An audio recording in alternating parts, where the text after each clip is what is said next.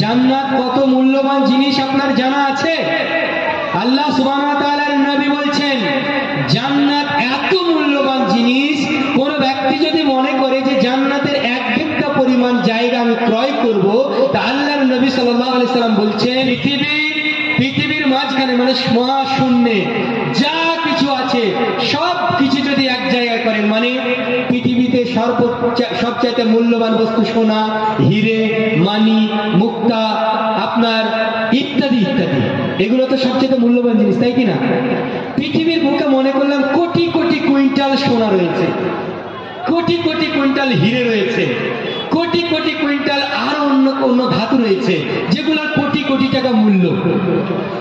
সেই মূল্যকে যদি আপনি এক জায়গা করেন, এক জায়গা করে যদি বিক্রি করে দেন, বিক্রি করার পরে আপনি যদি সেই মূল্য দিয়ে মনে করেন জান্নাতের একটি চাবুক রাখা বা এক বিঘার পরিমাণ জান্নাত কিনবো, আপনার আমার পক্ষে সম্ভব নয়।